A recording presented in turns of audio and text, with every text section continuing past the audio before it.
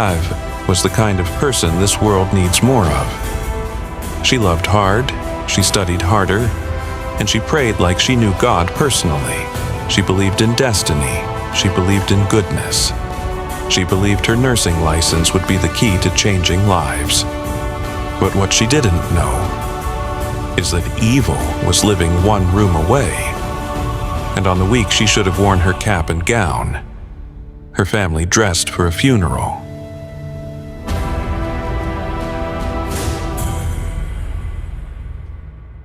On the Monday of her graduation week, Ave posted a TikTok video, dancing in her scrubs, holding a stethoscope, and smiling with all 32 teeth. By Friday, she was found dead, face down on a cold kitchen floor, stabbed, bleeding, and lifeless because of a cat. Not a disease, not a car accident, a cat, and a man she once trusted. You may want to look away, you may even wish this were fiction, but what you're about to hear is true. A bright, bubbly nursing student, silenced forever, her dreams soaked in blood over something that should have been harmless. Ave was 27, with a laugh that could turn winter into spring. If you saw her TikTok account, you'd see flashcards, lab coat transitions, and mock patient scenarios. Her captions read things like, "Study tip number 3. Pretend your future patient is watching. Study like someone's life depends on it, because it does." She wasn't just smart, she was kind. A natural-born nurturer. The kind of woman who brings an extra cup of coffee for a classmate and remembers everyone's birthday. Even her professors. And more than that, she was spiritual. She spoke often of God's grace. She would say, "I don't believe in coincidence. Everything's woven into a bigger story." She had plans, big ones. A graduation gown was already hanging on her door.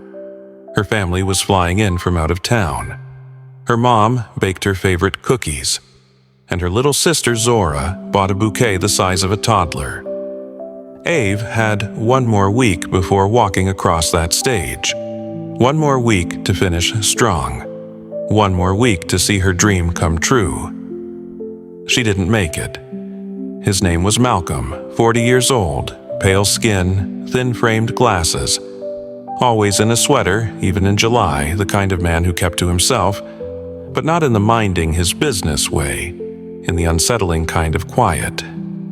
When Ave moved in, she had misgivings. A male roommate? At his age? Why wasn't he living with family? Why couldn't he afford his own place? But Ave was practical and trusting. Rent was cheap. The location was close to her school. And besides, she believed in giving people the benefit of the doubt. Malcolm had a cat. A large orange tabby with dull eyes and a sharp hiss.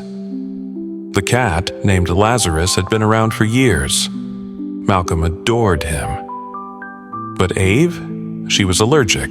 And more than that, she was tired of the constant scratching, the smell, and the fur all over her notes and clean scrubs. It started with passive-aggressive notes. "Please, don't lock Lazarus out of the kitchen. He has anxiety when confined. He's a therapy cat."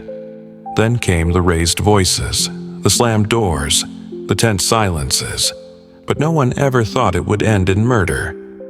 That Thursday evening, Ave had a study session with her classmates. She was beaming. She wore a future RN hoodie and talked about how she'd be working in pediatrics soon. She sent her mom a text at 9:42 p.m. "I'm home. Can't wait to see you guys Saturday." That was the last message anyone ever received from her. Neighbors reported shouting around 11:15 p.m.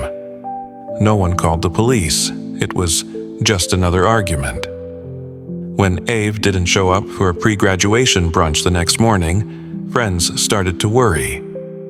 Her phone rang unanswered. Her TikTok remained inactive. By Friday afternoon, her sister Zora called the police and requested a welfare check. What they found when they opened the door would haunt them forever. Ove lay in the kitchen, her blood forming a dark halo beneath her head.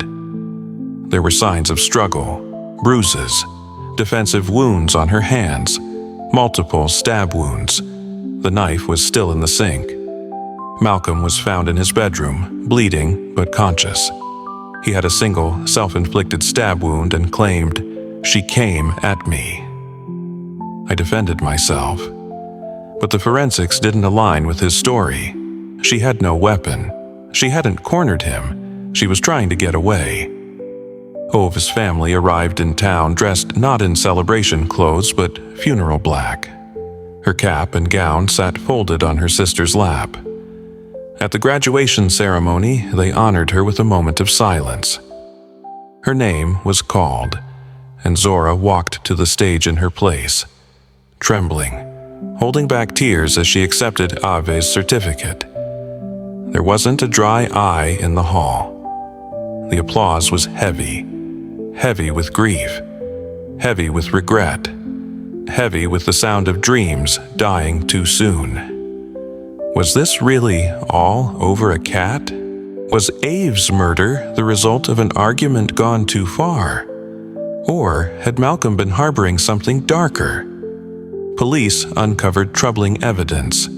A journal in Malcolm's room filled with erratic thoughts. Scribbled notes about Ave being a threat to his routine. Old internet searches about how to stage self-defense. Had he been planning something? Was this a moment of madness or premeditated evil? The devil doesn't always come with horns. Sometimes he comes with a quiet voice, a calm demeanor, and a cat named Lazarus. In her church back home, the pastor read from Psalm 34:18 at Ave's memorial. "The Lord is close to the brokenhearted and saves those who are crushed in spirit." But even with faith, the questions remained. Why didn't she move out? Why didn't someone intervene? Why didn't anyone call the police during the argument? "I wish she had spoken to someone," her mother wept. "I wish someone had told her to leave. I wish I had called her that night." Malcolm was arrested and charged with murder. He pleaded not guilty. The case is ongoing. But no verdict, no sentence, no justice system can bring Ave back.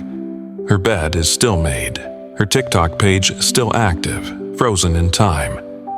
The world kept turning, but for her family, it stopped. Before she died, Ave had recorded a draft TikTok she never got to post. In it, she said, "Your dream is valid, even if you're tired, even if others don't believe in you. Keep going, you were made for this." Those were her last words to the world, and maybe they were meant for you, too. Evil doesn't always come in storms. Sometimes it creeps in through apathy, through silence, through the things we think we can tolerate. Ava's story isn't just a tragedy, it's a warning.